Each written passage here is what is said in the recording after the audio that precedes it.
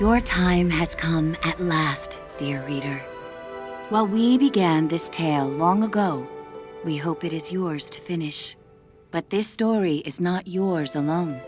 No, it is tied to another. And the journey you take together could change the fate of both our worlds. Shall we begin? They called it the Cinder Night. What came from those dark, starless skies would change the world of Moss forever. The peace that had settled across the land was broken by an unconquerable nightmare. And that night, the animals nearly met their end.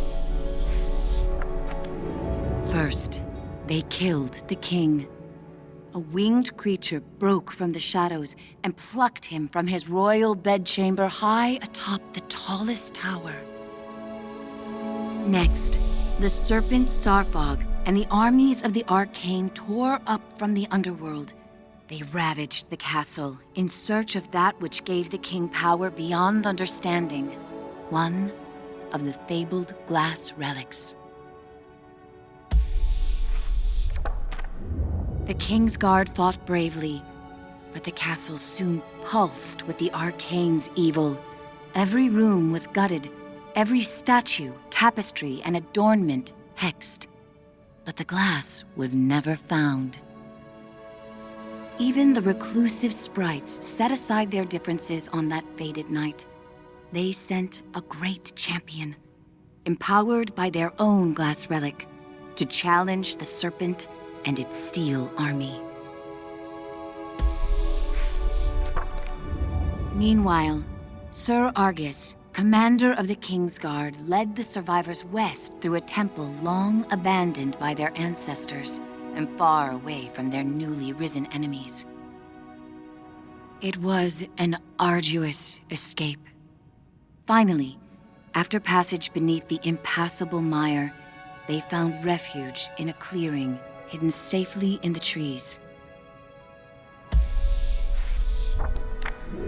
Argus charged back to join the sprite champion at the mire's edge. Together, they fought back the Arcane and sealed the temple passage that led to the clearing. But the champion was gravely injured. Clutching his glass, he retreated deep into the forest where he drew his last breath. A large tree grew upon him. It stood many years in watchful duty, safeguarding the glass and awaiting its next hero.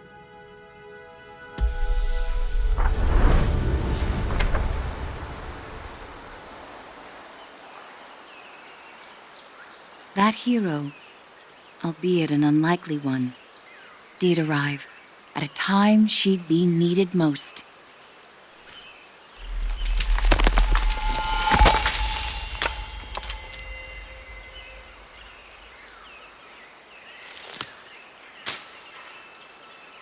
Quill was out adventuring beyond the edge of the clearing. Dusk was creeping in, but she wondered what she might find if she went just a little farther.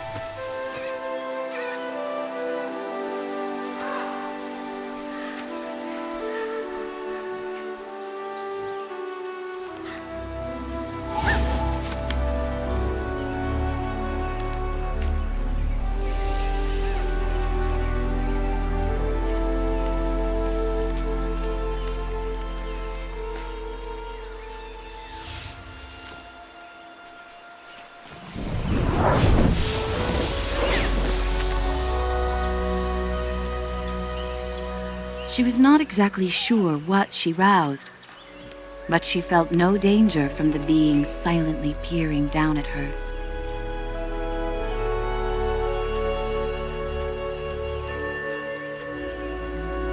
Quill had to hurry. The village gates would soon close, and night would follow.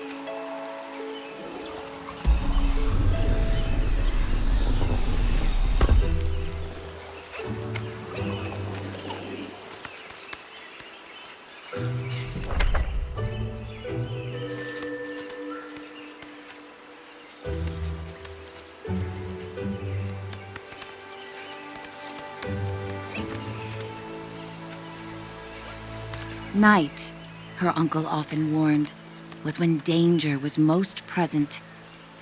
But Quill preferred the stories of the magical creatures that woke to protect the forest.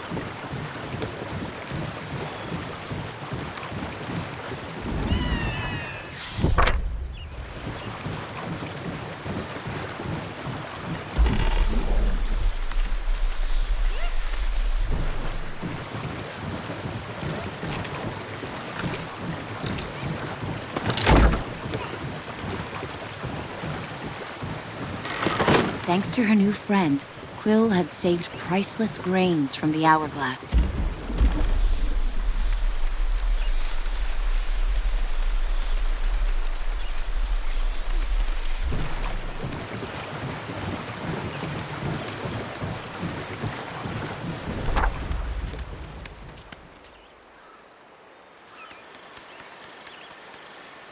She raced to the door of the cottage she shared with her uncle, hoping once he saw her discovery, he'd lose himself in tales of its legend.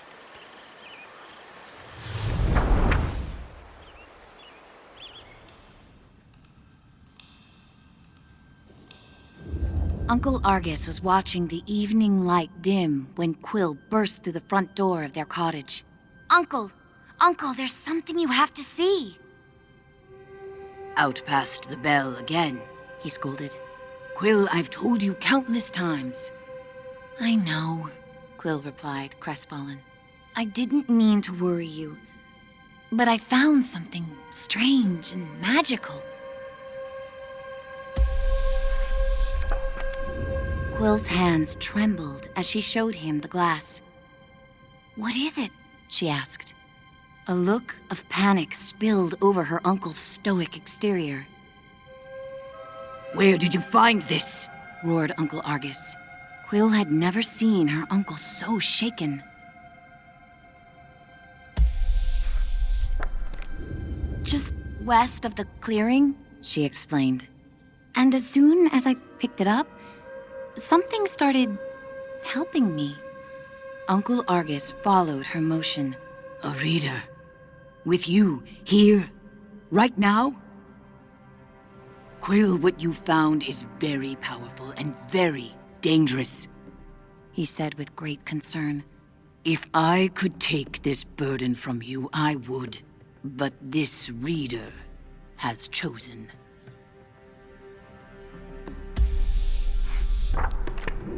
Even with the moon full and bright, I must go right away. Quill pressed. Where are you going? I can help. We can help. No, he snapped. They'll find you and tear you apart. I have to go alone. It is for your own safety and for everyone here in the clearing. His long, heartfelt hug told her he was heading for danger.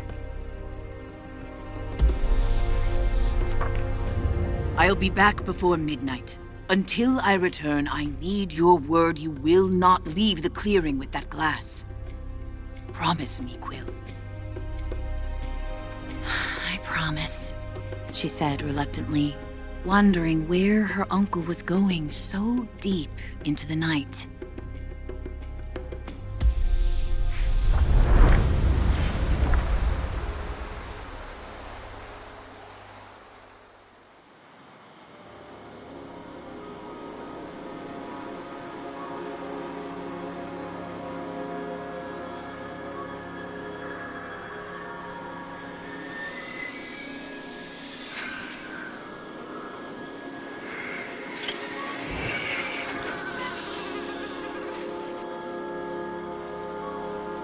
Hey, kid!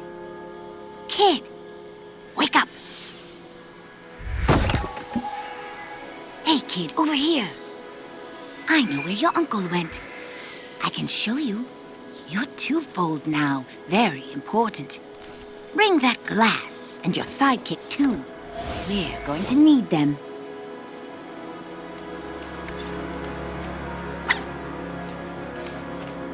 Quill called out, Hey! Starthing, wait!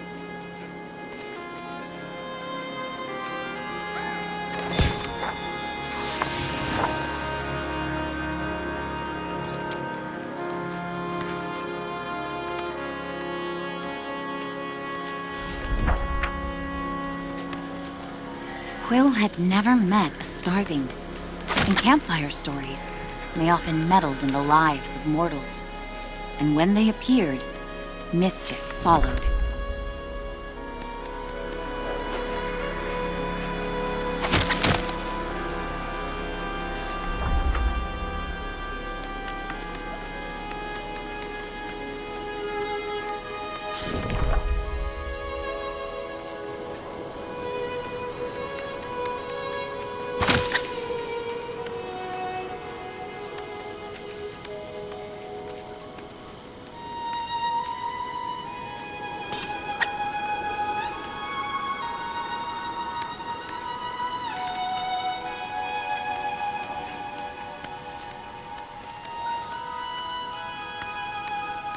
Passage through the eastern gate was strictly forbidden.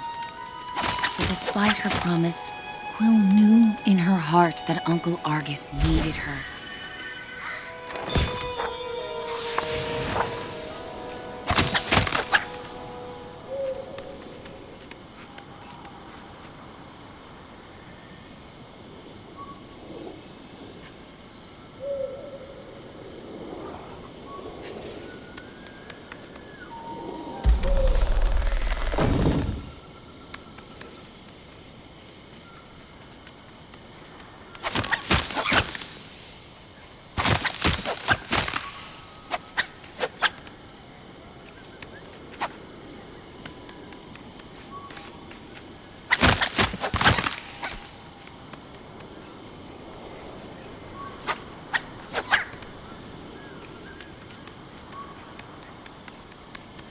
Quill demanded answers.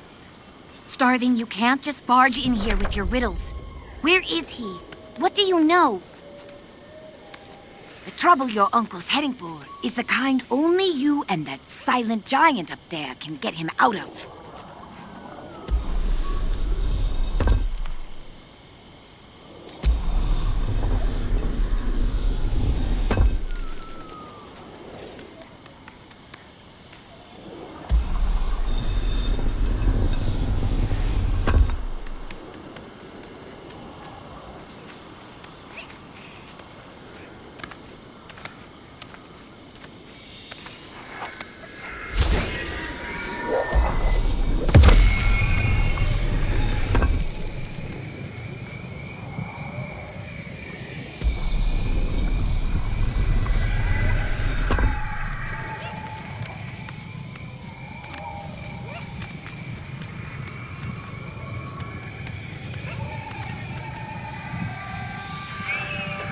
This way, kid, urged the Starthing.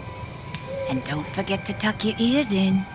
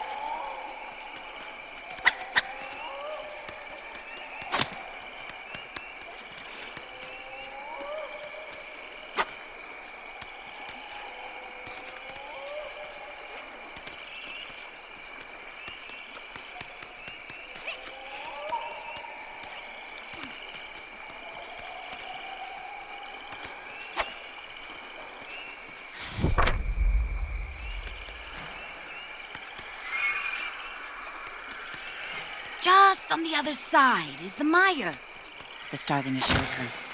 There's a good chance your uncle's still there.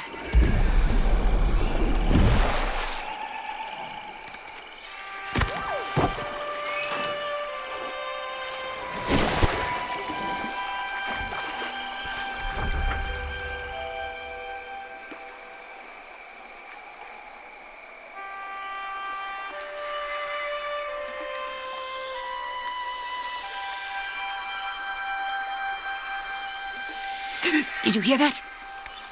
The starling seemed anxious. I've ruffled enough leaves in these parts. I can't be seen with you. I'll catch up with you later. Just don't go and die on me.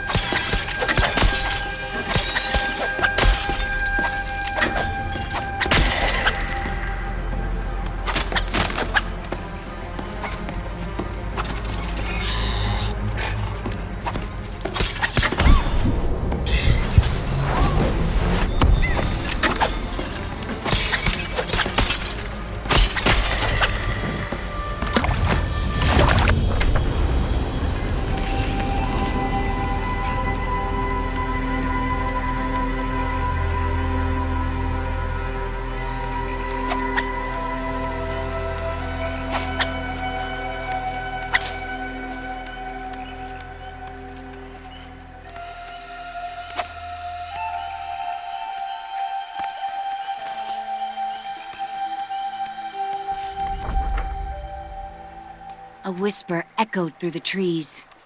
Fought like someone who has stolen our champion's power.